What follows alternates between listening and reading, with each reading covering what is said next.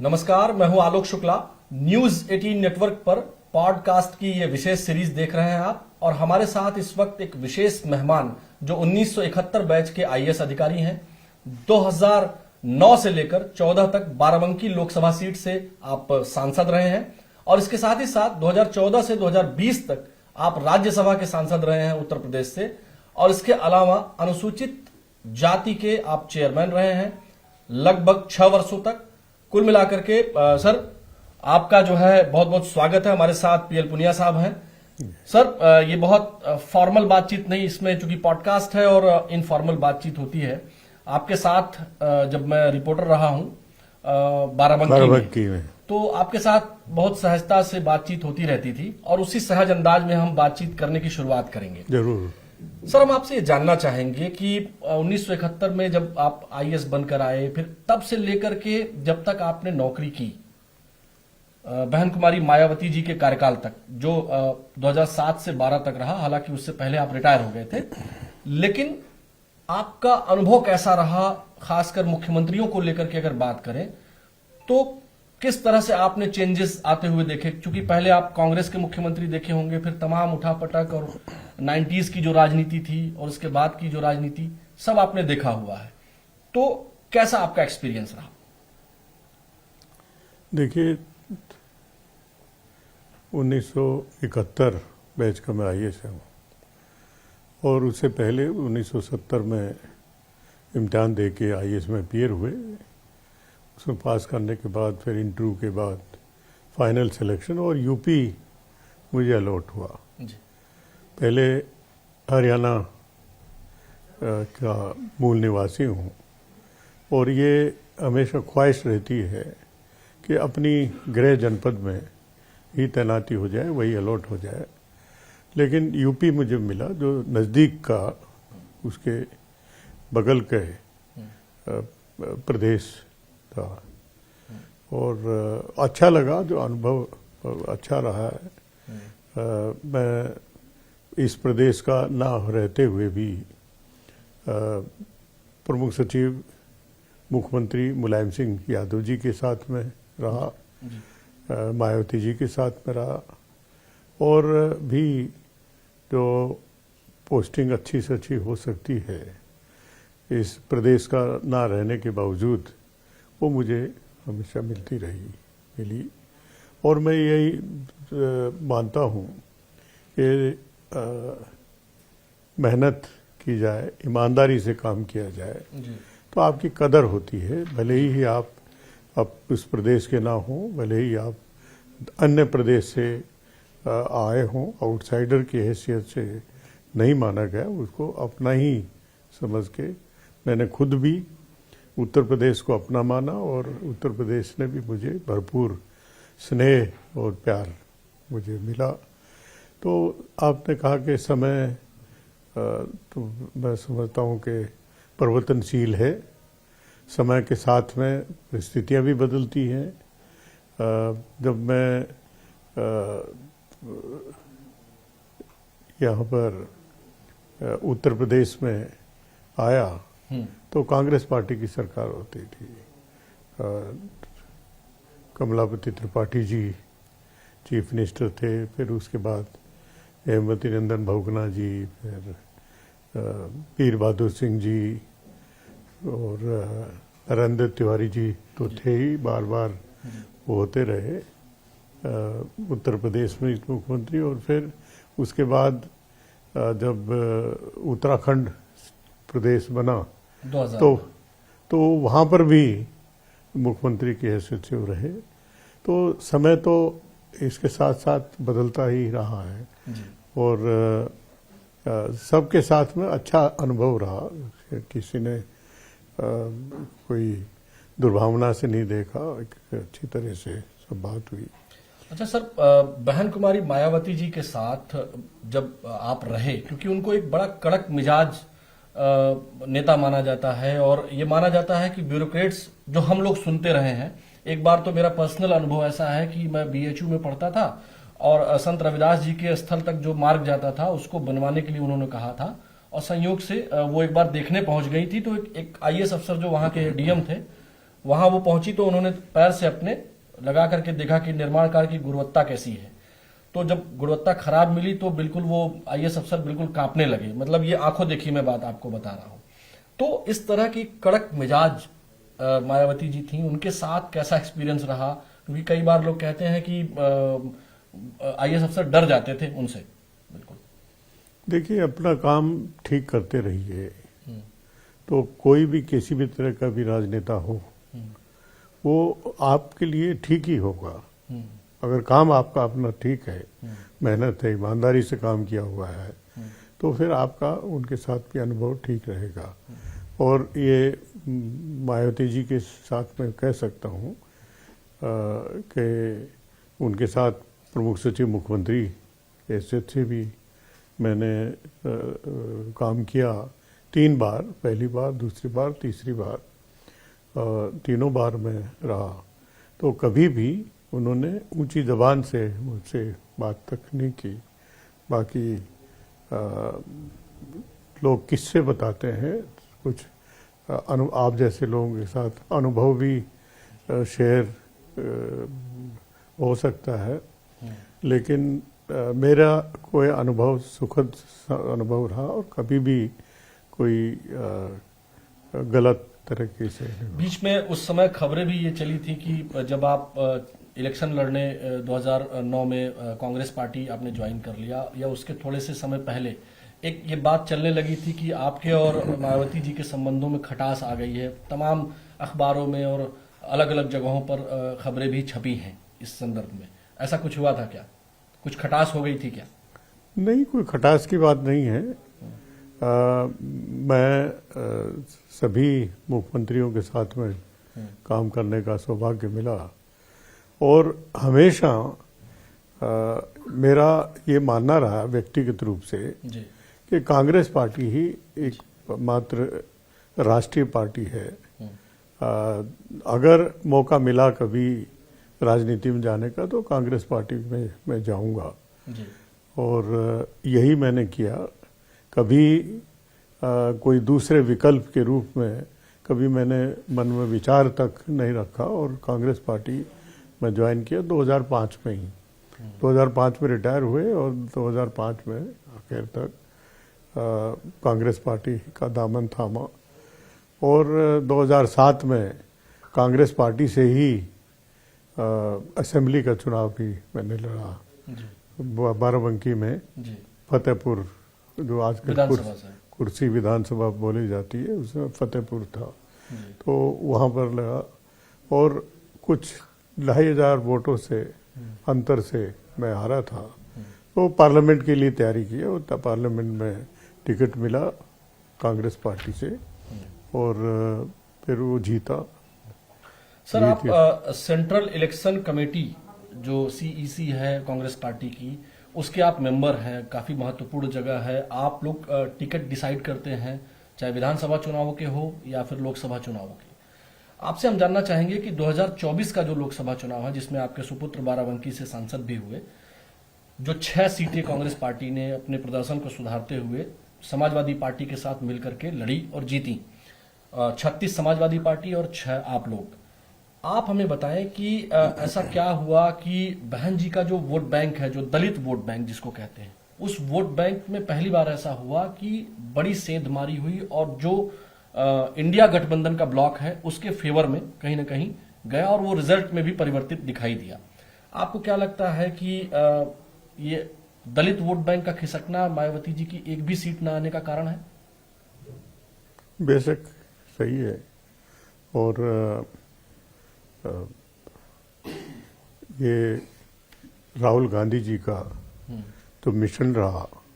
हर जगह जब जाते थे तो संविधान में पर जो हमला भारतीय जनता पार्टी की तरफ से किया जा रहा है, और उन्होंने सीधे सीधे मुखर होके कहा भी कि हम अब की बार 400 पार, और 400 हम पार्लियामेंट की सीट इसलिए चाहते हैं कि हम संविधान को बदलना चाहते हैं। राहुल गांधी जी ने इसको मुद्दा बनाया और संविधान को हमेशा हर जगह लेके जाते थे और कहते थे कि संविधान से ही हमको सब कुछ मिला है, गरीबों का, पिछड़े का, उन सब को जो भी अधिकार, विशेष अधिकार मिले हैं वो संविधान से मिले हैं, तो संविधान की रक्षा हम करेंगे। तो लोगों को लगा कि राहुल गांधी जी ठीक बात कर रहे हैं, और अति पिछड़ा हुआ या दलित हुआ वो राहुल गांधी जी के पीछे रहा, कांग्रेस पार्टी के पीछे रहा, और जिसका फायदा हमारा जो गठबंधन है उत्तर प्रदेश में वो बहुत कामयाब रहा। और न केवल कांग्रेस पार्टी को बल्कि जो गठबंधन के दूसरे घटक जैसे समाजवादी पार्टी के, उनमें भी तो परफॉर्मेंस में बहुत अच्छे नतीजे आए। मतलब आप लोग वोट बैंक को ट्रांसफर करने में सफल हुए ये मानते हैं इंडिया गठबंधन में। क्या यही वजह है कि बीएसपी सुप्रीमो जो मायावती जी हैं उन्होंने पिछले दिनों रैली की, उसके बाद अब वो दलितों को वापस जोड़ने की कोशिश कर रही हैं और तमाम अलग अलग ब्लॉक्स को वो एड्रेस भी कर रही हैं, ओबीसी या ओबीसी में यादवों के अलावा जो जातियां हैं उनका सम्मेलन भी कर रही हैं। आपको क्या लगता है कि मायावती जी की रैली से उनको फायदा होने वाला है? देखिए, रैली से कोई फायदा नहीं होगा, क्या संदेश उससे जाए ये ज्यादा महत्वपूर्ण है। अब ये अभी पीछे रमाबाई पार्क में बड़ी रैली की मायावती जी ने, और उसमें लोगों का, बहुत से लोगों का ये कहना है कि सरकार ने भीड़ इकट्ठी की थी, सरकार ने मतलब बीजेपी की सरकार, बीजेपी की सरकार ने, उन्होंने भीड़ इकट्ठी की थी, गाड़ियां जुटाई थी पैसा देके, और कामयाब जो सरकारी अधिकारी, कलेक्टर, आरटीओ, उनके माध्यम से भीड़ को लाने में मदद की। और वो एक माने में लोगों का मानना है कि गवर्नमेंट स्पॉन्सर्ड रैली थी, मायावती की रैली गवर्नमेंट स्पॉन्सर्ड थी। हाँ, और उन्होंने इसको जता भी दिया। बताने में वो कांग्रेस पार्टी के खिलाफ, समाजवादी पार्टी के खिलाफ अपना भाषण में खूब बोला, और भारतीय जनता पार्टी को की तारीफ की उसमें, क्योंकि जब इनका मुख्य एजेंडा भारतीय जनता पार्टी के खिलाफ होता रहा है, होता रहना चाहिए, लेकिन भारतीय जनता पार्टी की उन्होंने तारीफ की। योगी जी जो मुख्यमंत्री हैं यहाँ पर, उनकी तारीफ की, बुरी बुरी प्रशंसा की। तो लोग तो संदेश ये के लेके जाएंगे कि ये भारतीय जनता पार्टी की रैली है या बहुजन समाज पार्टी की रैली है।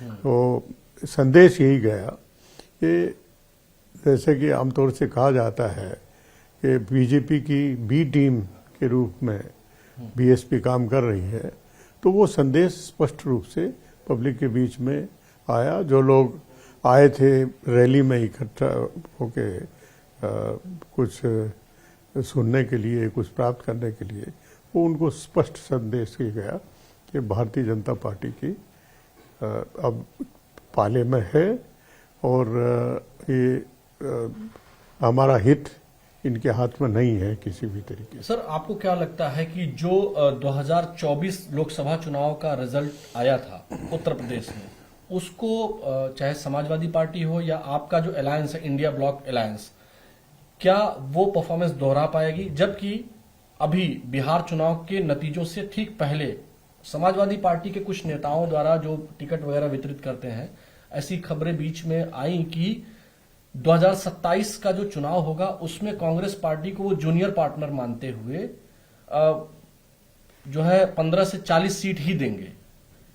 तो इसमें क्या लगता है आपको कि गठबंधन बना रह पाएगा? ये सब अफवाहें हैं, अभी इस पे चर्चा नहीं हुई क्योंकि अभी समय काफी है, और समय रहते इन सब विषयों के ऊपर चर्चा होगी, और आपस में दोनों का मन ये बहुत स्पष्ट है, कांग्रेस पार्टी और समाजवादी पार्टी का भी, कि हमें इकट्ठा होकर लड़ना है, इकट्ठी मजबूती के साथ में लड़ना है, और भारतीय जनता पार्टी की सरकार को अपदस्थ करना है, उनको हटाना है। ये उसमें जरा भी कोई संदेह नहीं है। और आपस में मिल बैठ के सब सीटों के बारे में और एजेंडा के बारे में, इश्यूज के बारे में वो सब चर्चा होकर तय किया जाएगा। सर, अभी जब हम आपसे बात कर रहे हैं लगभग 24 घंटे हो गए बिहार विधानसभा चुनाव के रिजल्ट को आए, मतलब लगभग सबसे लोवेस्ट परफॉर्मेंस कांग्रेस पार्टी का बिहार के इस बार के विधानसभा चुनाव में हुआ है। मात्र 6 सीटें आई हैं। क्या बिहार में जो वोट चोरी का मुद्दा राहुल गांधी जी ने उठाया था वो सेल्फ गोल कर गया? देखिए, ये इतना सिंपल नहीं है जी। सेल्फ गोल पोल कर गया। बिहार के चुनाव को लेकर अनेक बातें बहुत स्पष्ट रूप से कही जा रही हैं कि ये इसमें गड़बड़ी हुई है। जी। बहुत से ऐसे लगभग 72 लाख वो नए वोटर्स इसमें शामिल किए गए, जिसमें ये समझिए कि हर विधानसभा में 30,000 के आसपास वो, तो एक बहुत बड़ा साइज है जिसमें फैसला हजारों में, कुछ चंद हजारों में, 1,000 2,000 के बीच होगा।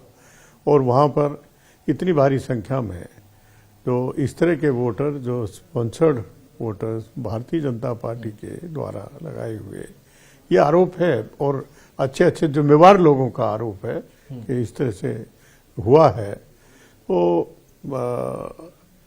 पहले दिन से ये कहा जा रहा था जो आरजेडी की तरफ से भी और कांग्रेस पार्टी की तरफ से भी कि कहीं ना कहीं गड़बड़ है, तो बेईमानी पर सरकार उतारू है, भारतीय जनता पार्टी उतारू है और एन कैन प्रकारेण बिहार को ये लोग जीतना चाहते हैं, हर हालत में जीतना चाहते हैं ताकि आगे चल के उत्तर प्रदेश की लड़ाई और केंद्र में केंद्र सरकार के स्तर की लड़ाई वो उनके लिए सुगम हो जाए। ये पूरी स्पष्ट रूप से जगह जगह इसका कहा गया है। सर, अगर हम बात करें, चूंकि बिहार चुनाव की चर्चा शुरू हो गई है, तो राफेल की बात हो, 2014 से लेकर के अब तक 11 सालों में राहुल गांधी जी के नेतृत्व में लगभग ये 62वीं हार है और टोटल 95वीं हार राहुल गांधी जी की अलग अलग इलेक्शंस में है। अगर हम बात करें, जैसे उन्होंने राफेल का मुद्दा उठाया, चौकीदार चोर है का नारा दिया, फिर वोट चोरी जैसे मुद्दे पर उन्होंने प्रधानमंत्री नरेंद्र मोदी को घेरा। जनता को ये मुद्दा नहीं भाया, क्योंकि अगर हम बात करें, बंगाल में 5 दशक से कांग्रेस पार्टी की सरकार नहीं है, उत्तर प्रदेश में 4 दशक से, और बिहार में 35 सालों से कांग्रेस पार्टी की सरकार नहीं है, गुजरात में 25 सालों से। तो ये लगातार जो राहुल गांधी जी के नेतृत्व को जनता में, चूंकि जो भी वो मुद्दे उठा रहे हैं, क्या जनता उसको समझ नहीं पा रही है या फिर उनके मुद्दों को नकार दे रही है और प्रधानमंत्री की लोकप्रियता जो है वो कम नहीं कर पा रहे हैं या उनकी लोकप्रियता बढ़ नहीं रही है? देखिए, ऐसा नहीं है कि जैसे कि वही मुद्दे रहे हों। कोर जो मुद्दे हैं वो तो विकास है, महंगाई है, उनके बारे में मुखर होके पार्टी की तरफ से, राहुल गांधी जी की तरफ से लगातार कहा गया है। जो भ्रष्टाचार किया जा रहा है, जो देश को जात और धर्म के आधार पर बांटा जा रहा है, ये इन मुद्दों के ऊपर राहुल जी मुखर होके सामने आए हैं। ये सही बात है जो पब्लिक डोमेन में और जिसमें सबूत मिला है, उस सबूत के आधार पर बगैर थोथी बातें नहीं की गई। सबूत जहां मिला उसके बारे में कहा गया। एक विपक्षी दल के नेता के रूप में ये उनका दायित्व है, उनकी जिम्मेवारी भी है कि इन मुद्दों पर, इस मुद्दों पर उठाएं, बात करें। और भारतीय जनता पार्टी की तरफ से, सरकार की तरफ से, पार्लियामेंट में जब भी राहुल गांधी जी ने या कांग्रेस पार्टी के नेताओं ने इन मुद्दों को उठाना चाहा, हमेशा इन्होंने डिस्टर्बेंस पैदा करके उन मुद्दों पर चर्चा नहीं होने दिया। बार बार होता है कि कांग्रेस पार्टी इन मुद्दों पर चर्चा करना चाहती है और भारतीय जनता पार्टी उससे अवॉइड करती है पूरी तरह से। तो मुद्दों से भागने का काम तो भारतीय जनता पार्टी कर रही है। कोर मुद्दे जो आम आदमी, गरीब आदमी से प्रभावित करते हैं, जो सीधे सीधे प्रभावित करते हैं, उन मुद्दों को राहुल गांधी जी ने हमेशा उठाया है। अच्छा, एक बात चल रही है कि बिहार में चुनावों से पहले 10,000 का मुद्दा ये पवन खेड़ा जी और तमाम आपकी पार्टी के नेतागण उठा रहे हैं। बिहार चुनाव की समीक्षा कैसे करेंगे, क्योंकि आप उस कमेटी में हैं जो टिकट डिसाइड करती है, कहाँ चूक रह गई, कैसे समीक्षा करेंगे? देखिए, इसमें कोई बहुत सोच समझने की बात नहीं है। इलेक्शन का नोटिफिकेशन होता है, उसके जस्ट 2 दिन पहले तो महिलाओं के अकाउंट में 10-10 हजार रुपया भेजा जाता है। अगर निष्पक्ष तरीके से कोई काम करे, इलेक्शन कमीशन ऑफ इंडिया करे या सुप्रीम कोर्ट की निष्पक्षता से मुखर होके सामने से ये आए, तो ये नहीं परमिट किया जाना चाहिए था। और लेकिन वो हुआ। अब आप कहिए कि वोट डालने से जस्ट पहले 10-10 हजार रुपया अपनी जेब में आ जाता है, तो ये वोट को क्या खरीदा गया है? खरीदे गए वोट इस तरह से है आज महीनों के। आज पवन खेड़ा जी ने कहा भी कि मतलब वोट की बात जो हो रही थी, उन्होंने ज्ञानेश कुमार जी को, जो इलेक्शन कमिश्नर हैं, मुख्य चुनाव आयुक्त हैं, उन्होंने उनका नाम लेते हुए कहा कि ये सीधा सीधा उनके ऊपर आरोप मढ़ने की बात कही। लेकिन वहीं दूसरी तरफ जो आपके एक नेता हैं, लेट अहमद पटेल जी की जो बेटी हैं मुमताज पटेल जी, उन्होंने कहा कि एक कोर ग्रुप है जो अकाउंटेबिलिटी जिसकी तय नहीं हो रही है कांग्रेस पार्टी में, जिसके कारण बार बार चुनाव हार रहे हैं और मुद्दों से भटकाव है, एक तरह से ये कहना चाह रही है वो। इन बहस में इसमें पढ़ने की जरूरत नहीं है। तो पवन खेड़ा जी ने जो मुद्दा उठाया है, उसमें रत्ती भर भी कोई कमी है या कोई गलत है? पूरी तरह सही है। लेकिन प्रधानमंत्री जी जब कल बोल रहे थे तो उन्होंने कहा कि कांग्रेस पार्टी में एक धड़ा है जो अब वो टूट सकती है कांग्रेस पार्टी, उनका ये इशारा है, उनका सीधा सीधा कहना है। उनका मन बोल रहा है कि ऐसा हो जाए, लेकिन ऐसा होने वाला नहीं है। कांग्रेस पार्टी एक चट्टान की तरह से एक है और कभी भी उसको तोड़ने का प्रयास कोई करेगा वो फेल होगा। अच्छा सर, बंगाल में अब अगले साल चुनाव है, गठबंधन करके क्या ममता बनर्जी जी के साथ जाएंगी, क्योंकि इंडिया ब्लॉक का हिस्सा वो भी रही हैं, तो क्या आपको लगता है कि वो बंगाल में आपका जुड़ाव, माने कांग्रेस पार्टी का जुड़ाव हो पाएगा? क्या SIR जैसे मुद्दे पर और वोट चोरी जैसे मुद्दे पर कांग्रेस पार्टी रहेगी बंगाल के चुनाव में भी? देखिए, अभी अभी बिहार के चुनाव संपन्न हुए हैं। अब कुछ दिन समय इसकी समीक्षा करने में लोगों को समय लगेगा और फिर जल्दी ही मैं समझता हूं कि आपस में चर्चा करेंगे। ये बहुत शीर्ष स्तर पर राहुल जी, आदरणीय खड़गे जी, ये लोग हैं, तो पहले चर्चा करके उसको डिसाइड कर देंगे। उसके बाद आगे फिर मामले को आगे बढ़ाया जा सकता है। लेकिन बंगाल में जो भी होगा वो ठीक होगा और भारतीय जनता पार्टी के जो इशारे में बातें करते रहते हैं, इसके इनकी मनोभावना अच्छी नहीं है, वो उसमें कामयाब नहीं हो पाएंगे। सर, जैसे चूंकि आप खुद कह रहे हैं, आपको क्या लगता है कि राहुल गांधी जी अभी जिस तरह से चुनाव आयोग पर हमलावर हैं, क्या आपको लगता है कि वो आगे भी ऐसे ही रहेंगे और उनका ये ब्लेम करना चुनाव आयोग को सही है? अब तक तो जितनी बातें कही सब सही निकली। जो आरोप लगाए गए हैं वो 100% सबूत के साथ में आरोप लगाए हैं। ये इलेक्शन कमीशन अगर विपक्ष के नेता कोई मुद्दा उठाते हैं तो मिनिमम ये तो उनको कहना ही चाहिए कि जो आरोप लगाए हैं, जो तथ्य बताए हैं, उन पे हम जरूर अवश्य दिखवाएंगे, उसकी जांच करके आगे की जरूरत होगी तो आगे की कार्रवाई करेंगे। उल्टा वो कहते हैं कि साहब शपथ पत्र के साथ दीजिएगा और या फिर राष्ट्र से माफी मांगिएगा 24 घंटे में। तो किस तरह की बातें करते हैं ये? जैसे कि भारतीय जनता पार्टी की ही अलाई के रूप में चीफ इलेक्शन कमिश्नर बात कर रहे हैं, एक निष्पक्ष संवैधानिक पद पर बैठे व्यक्ति की ये भाषा कभी नहीं हो सकती। सर, अगर हम बात करें उत्तर प्रदेश में, आप सांसद भी रहे हैं, आपने काम भी किया है और आपने शुरू में ही बताया कि उत्तर प्रदेश के लोगों ने आपको बहुत सहजता से एक्सेप्ट किया, चाहे ब्यूरोक्रेसी में रहने के दौरान या फिर पॉलिटिक्स में आने के बाद। आपसे हम जानना चाहते हैं कि कांग्रेस पार्टी क्या आपके अनुभव का, आपकी दलितों में जो पकड़ है, पहुंच है, उसका फायदा उत्तर प्रदेश में नहीं ले पा रही है? या अगर हम बात करें, क्योंकि कई बार आपका नाम चला कि आप उत्तर प्रदेश कांग्रेस कमेटी की आप अध्यक्ष बनेंगे, लेकिन बन नहीं पाए, या किन परिस्थितियों के कारण आपको लगता है कि आप जैसे लोगों को जो है कांग्रेस पार्टी का नेतृत्व करना चाहिए, ताकि जो दलित वोट बैंक की बात होती है या फिर जो सर्व समाज में जो पहुंच की बात होती है पढ़े लिखे नेता के रूप में, तो क्या नहीं लगता आपको कि आप जैसे लोगों को यहाँ नेतृत्व करना चाहिए?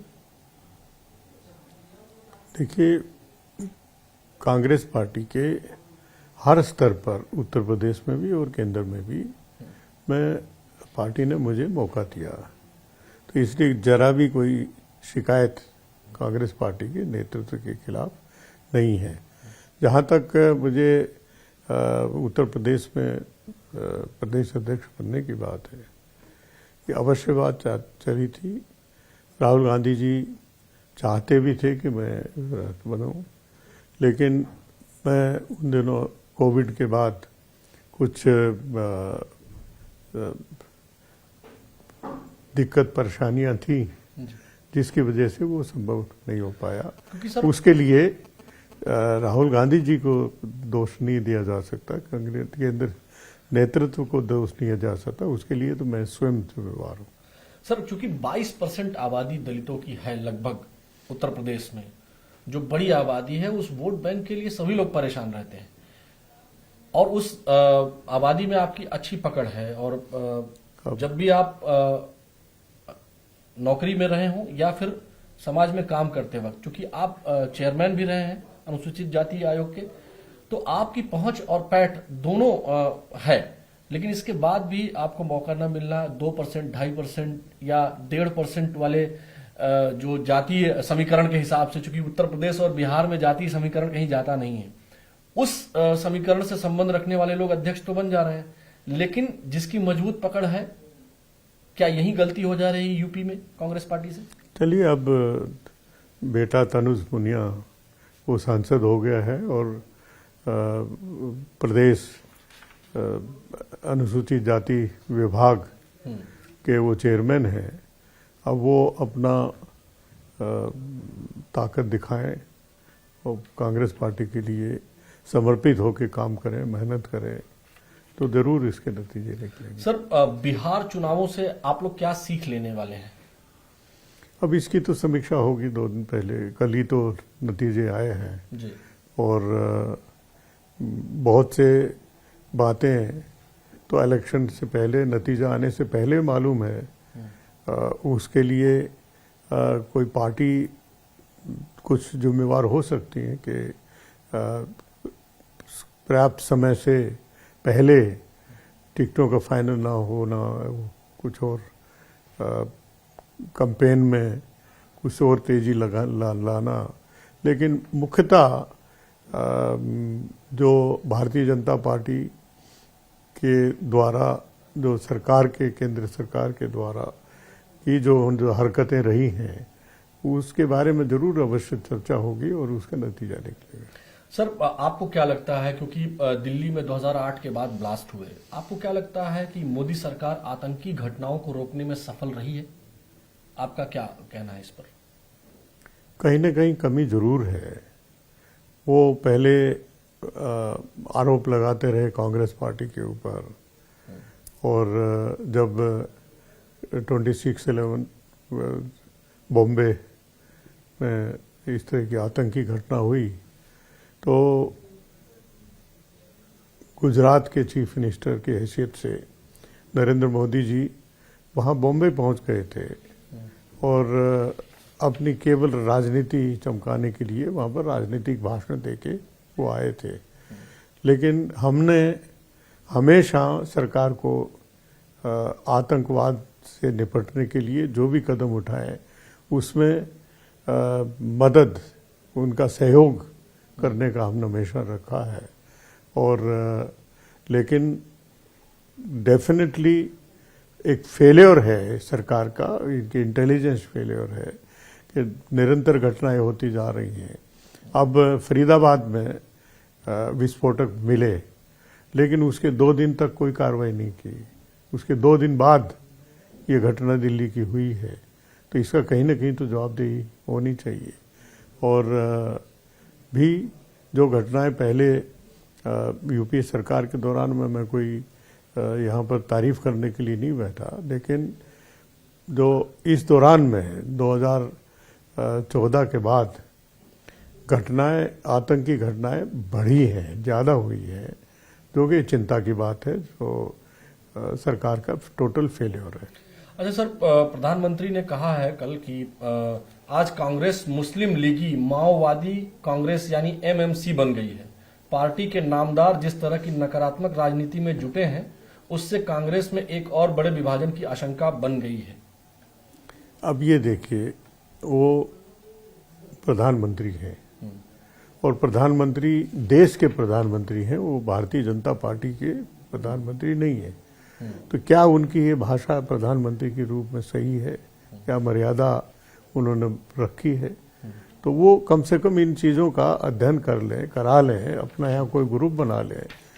तो मैं समझता हूँ कि ये अत्यंत चिंता की बात है कि देश को ऐसा प्रधानमंत्री मिला है जो कि जो राजनीति में जो मर्यादाएं हैं उनके कोई ध्यान नहीं रखते। अच्छा सर, पीएम ने यह भी कहा है कि कांग्रेस को उन्होंने परजीवी बताया है और कहा कि वह अपने सहयोगी के वोट को भी निगल जाते हैं, मतलब वो सहयोगियों को हरा देते हैं। उन्होंने बिहार का एग्जाम्पल देते हुए कहा कि एक तरह से इशारों में बताया कि तेजस्वी को निगल गए, मतलब उनकी पार्टी को भी निगल जाते हैं, इनके वोट बैंक को भी निगल जाते हैं। कोई इसमें जवाब देने की आवश्यकता नहीं है। ये मैं फिर कहूँगा कि ये इस तरह के स्टेटमेंट एक प्रधानमंत्री के लिए कोई शोभा नहीं देता। सहयोगी दल आपस में महागठबंधन के रूप में काम कर रहे हैं, दोनों जितने भी जो दल थे वो सब अच्छी तरह से काम कर रहे हैं, मिलजुल के लड़े हैं। तो तब इस बैकग्राउंड में क्या ये प्रधानमंत्री जी का स्टेटमेंट सही है? अपने आप सब हर व्यक्ति बताएगा कि ये गलत बात है। अच्छा सर, चूंकि उत्तर प्रदेश में आप राजनीति कर रहे हैं, उत्तर प्रदेश में हम बैठे हैं, हम आपसे जानना चाहते हैं कि यूपी में योगी फार्मूला की काट क्या है विपक्ष के पास या कांग्रेस पार्टी के पास? क्योंकि जिस तरह से उनकी बुलडोजर नीति हो या फिर जिस तरह से पब्लिक में उनकी पैठ है, चाहे वो 2022 का इलेक्शन हो चाहे 17 के बाद, वो लगातार जीत रहे हैं। केवल 2024 की अगर बात कर ले तो उसमें भी ये कहा जाता है कि कुछ न कुछ ऐसा था जिसमें योगी की नहीं चली, जिसके कारण यहाँ बीजेपी बैकफुट पे आई थोड़ी। तो आप लोगों के पास योगी फार्मूला की काट क्या है? क्योंकि बिहार इलेक्शंस में भी 87% स्ट्राइक रेट है। जहां जहां मुख्यमंत्री योगी आदित्यनाथ ने प्रचार किया वहां 87% सीटें निकली हैं। तो योगी फार्मूला की काट क्या है? ये कोई गलत फहमी में ना रही है कि बिहार में जाके ये चुनाव जिता गए। एक हमने तो ये भी सुना कि बीच में नीतीश कुमार जी चीफ मिनिस्टर की हैसियत से उन्होंने शिकायत की कि जो जिस तरह के भाषण दे के जा रहे हैं योगी जी चीफ मिनिस्टर उत्तर प्रदेश, वो उसको बंद कराया जाए। और 2-3 दिन वो उनके प्रोग्राम नहीं हुए, फिर बाद में जो भी बात हुई हो फिर उनको चालू किया गया। तो मैं तो ये नहीं समझ पा रहा हूँ कि योगी फार्मूला है क्या। यहाँ उत्तर प्रदेश में और बाकी जगह भी बहुत सद्भाव के साथ में हर धर्म के लोग आपस में त्योहार मनाना और आयोजन करना, ब्याह शादियों में इकट्ठे होना बहुत सद्भाव के साथ में होता था।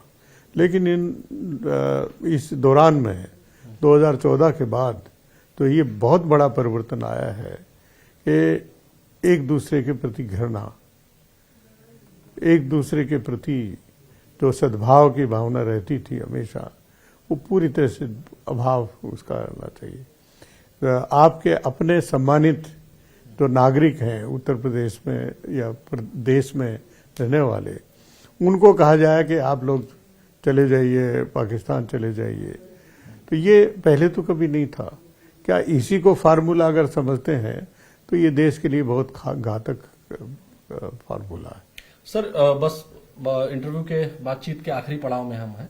सबसे आखिर में हम आपसे पूछना चाहते हैं कि ये जो टेररिज्म का जो ये डॉक्टर मॉड्यूल है, व्हाइट कॉलर मॉड्यूल है, ये देश के लिए, देश के लोगों के लिए कितनी चिंता का विषय है? चिंता की बात है। एक ऐसी कम्युनिटी, मैं डॉक्टर समुदाय को कम्युनिटी कह रहा हूँ, कम्युनिटी जो कि समाज की सेवा के लिए तो बना है, तैयार किया है, पैसे सरकार की तरफ से मेडिकल कॉलेजेस में और उसमें पैसा खर्च करके इनको तैयार किया जाता है, और वो उसी समुदाय का उस जनता जनार्दन हमारे नागरिकों को, उन्हीं को मारने में वो इस्तेमाल हो रहा है। तो ऐसा तो नहीं होना चाहिए। और दूसरा, देश के खिलाफ का अगर काम कर रहा है, पाकिस्तान के इशारे पे क्या, उनकी तो पूरी तरह से भागीदारी होती रहती है। जो भी आतंकी हमला हो उसके पीछे पाकिस्तान हमेशा रहता है। तो उनके इशारे पे मिलके इसमें शामिल होना और इस तरह से आतंकी घटना करना निंदनीय है। और ऐसे लोगों को खिलाफ जितनी सख्त से सख्त कार्रवाई की जानी चाहिए, तो एग्जेम्पलरी पनिशमेंट उनको दिया जाना चाहिए ताकि कोई हिम्मत ना कर सके इस तरह की घटना घटित करने। सर सबसे आखिरी क्वेश्चन ये है कि जो आतंकी पकड़े गए, उनमें से एक आतंकी जिसने बॉम्ब ब्लास्ट करके कार में लोगों की निर्मम हत्या की, उनमें उसी आतंकी का घर कश्मीर में सुरक्षा बलों ने उसको उड़ा दिया। उसके बाद फारूक अब्दुल्ला जी ने जिस तरह से इनडायरेक्टली फेवर करने की कोशिश की है, आपको क्या लगता है पॉलिटिकल शेल्टर कुछ लोग देते हैं, इस वजह से ऐसे लोगों का मनोबल बढ़ जाता है, ऐसा लगता है आपको? मनोबल कोई नहीं बढ़ा सकता, क्योंकि देश से एक आवाज निकलती है, इक्का दुक्का आवाज की कोई परवाह नहीं है। एक आवाज निकलती है कि जो भी देश के खिलाफ जाएगा उसका खिलाफ जो भी संभव हो पनिशमेंट वो दिया जाए और उनको बख्शा ना जाए। सर न्यूज़ 18 नेटवर्क पर आने के लिए, हमसे बातचीत करने के लिए आपका बहुत बहुत शुक्रिया सर। बहुत बहुत धन्यवाद, आपने सम्मान दिया। तो ये है कांग्रेस पार्टी के वरिष्ठ नेता पीएल पुनिया जी, जिन्होंने न्यूज़ 18 नेटवर्क पर लगभग हर मुद्दे पर बात की। और आप उस कमेटी के सदस्य हैं कांग्रेस पार्टी में जो टिकट डिसाइड करते हैं, चाहे वो विधानसभा के चुनाव हो या फिर लोकसभा के चुनाव हो। तो कुल मिलाकर के आपकी महत्वपूर्ण भूमिका है और बिहार चुनावों पर आपके जो कांग्रेस पार्टी जो एनालिसिस करने वाली है उसमें भी आप मेंबर हैं, तो जरूर एनालिसिस करेंगे। लेकिन फिलहाल स्थिति ये है कि उत्तर प्रदेश में ये गठबंधन में चुनाव लड़ने वाले हैं, ऐसा इनका कहना है। लेकिन राजनीतिक परिस्थितियां बदलती रहती हैं और कई बार परिस्थितियों के हिसाब से अपने आप को मोड़ना भी पड़ता है। फिलहाल आज के इस पॉडकास्ट में इतना ही, आपसे फिर मिलेंगे। तब तक मुझे मेरे वीडियो सहयोगी उपेंद्र यादव के साथ दीजिए अनुमति। नमस्कार।